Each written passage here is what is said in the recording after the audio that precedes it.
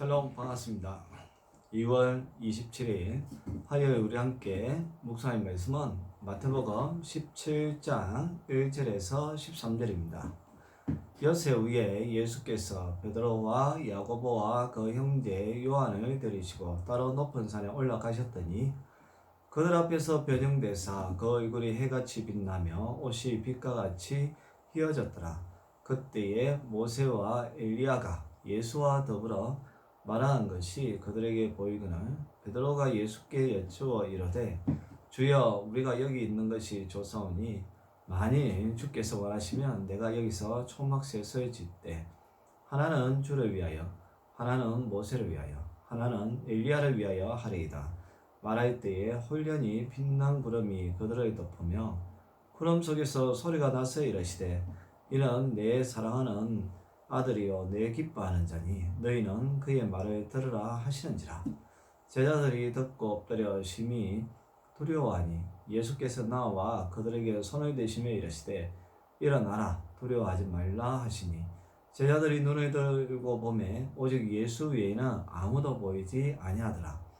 그들이 산에서 내려올 때에 예수께서 명하여 이르시되 인자가 죽은 자 가운데서 살아나기 전에는 본 것을 아무에게도 이르지 말라 하시니 제자들이 물어 이르되 그러면 어찌하여 서기관들이 엘리야가 먼저 와야 하리라 하나이까?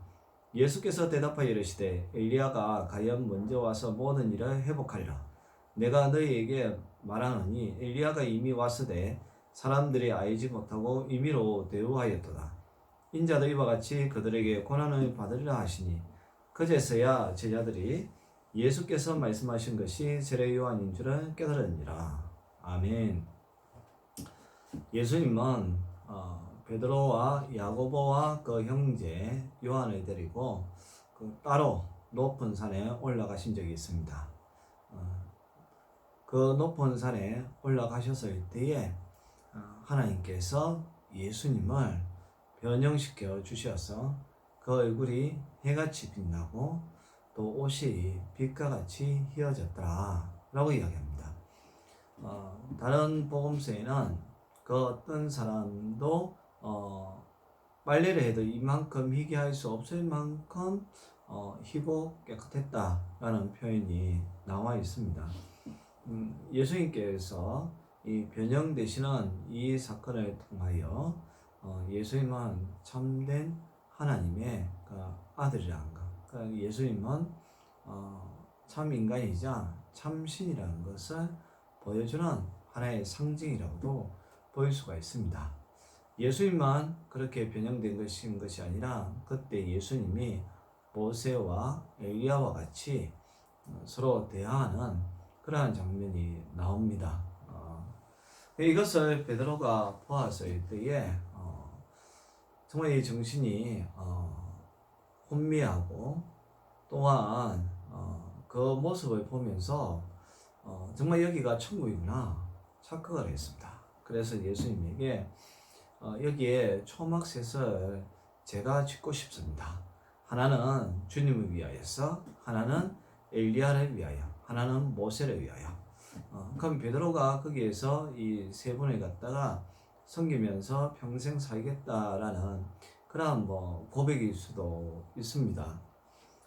어떻게 보면 그 예수님이 베드로의 이러한 고백을 들었을 때에 정말 수제자답고 또 신실한 그런 대답일 수도 있지만 그러나 꼭 그런 것은 아닙니다. 베드로는 이렇게 고백을 하였지만 이 하늘에서 이런 소리가 났습니다. 이는 내 사랑하는 아들이요 내 기뻐하는 자니 너희는 그의 말을 들으라 하시는지라. 예수님이 요단강에서 세례받고 난 이후에도 동일하게 하늘에서 이 음성이 들렸습니다. 이 음성 가운데에 가장 중요한 핵심적인 말이 뭐냐면 너희는 그의 말을 들으라. 베드로는 사실 자기의 그 감정, 자기의 의견을 이야기했습니다. 그게 주님을 생각한다라고 그런 생각을 한 것이죠. 그러나 정말 주님을 생각한다라면 내가 주님에게 어떻게 하겠다는 것이 아니라 주님이 나에게 원하는 것을 듣는 것이 진정한 제자의 모습이라는 겁니다.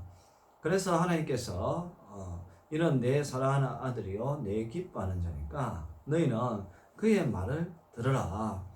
너의 생각을 이야기하지 말고 예수님께서 너희에게 무엇을 원하는지를 듣고 그대로 실천해라 라는 말씀입니다. 이 이야기를 듣고 나서 보니까 제자들이 너무 두려워하는 상태라는 거죠. 그때 이제 예수님께서 그들에게 다가와서 손을 대시며 일어나라, 두려워하지 말라 라는 말씀을 하시니까 제자들이 고개를 들어보니 이전에 보았던 모세와 엘리야는 없고 예수님 한 분 외에는 보이는 사람이 없었다는 사실입니다.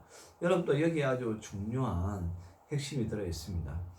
그렇습니다. 우리 앞에는 가끔 모세와 엘리야와 같은 그런 존재가 나타날 수도 있습니다. 예수님과 동급인 그런 사람들입니다. 어떤 사람이 언변이 뛰어난다든지 뭔가 탁월한 능력을 가지고 있다든지 모세가 율법을 선포하시고 또 엘리야가 많은 기적을 보여주었는데 모세처럼 탁월한 율법학자처럼 성경을 가르치는 사람, 그리고 엘리야처럼 기적을 베푸는 그런 사람을 보면 우리는 그들을 바라볼 때가 있습니다. 그러나 예수님은 그게 아니라는 겁니다. 우리가 예수님 믿는다면 오직 예수님 외에는 보이지 않아야 합니다. 이게 정상입니다. 그 이전에 보았던 모세와 엘리야는 그냥 하나의 그 상징적인 것, 하나님께서 함께 하신다라는 것을 갖다가 보여주는 것 뿐이지 모세와 엘리야가 예수님 될 수도 없고 우리와 함께 있을 수 있는 그런 존재는 아니라는 사실입니다. 그래서 오직 예수님 외에는 아무도 보이지 아니하더라. 이것이 중요한 것이죠.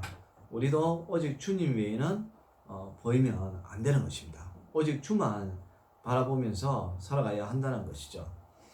그래서 그들이 산에서 다시 예수님과 내려왔었을 때에 예수님께서 제자들에게 이야기합니다. 오늘 있었던 이 사건은 인자가 죽은 자 가운데 다시 살아나기 전에는 아무에게도 이러지 말라. 왜냐? 일러줘 봐야 깨닫지도 못한다는 거죠. 그리고 또 이러한 것은 예수님의 이 변형된 모습은 하나의 그 예표라고 그렇습니다. 예표라고 볼 수가 있습니다. 부활하신 이후에 그 예수님의 그 모습을 갖다가 미리 보여주신 사건이죠. 그렇기 때문에 그 예수님께서 부활하시기 전까지는 아무에게도 이러지 말라. 일러봐야 이해도 못할 것이고 또 이럴 이유도 없다라는 것입니다. 이제 저와 여러분들은 이 사건을 보면서 부활하신 예수님이 미리 보여주셨구나 라는 것을 알 수 있지만 그 당시에 제자들이라든지 일반 대중들은 깨닫지를 못한다는 사실입니다.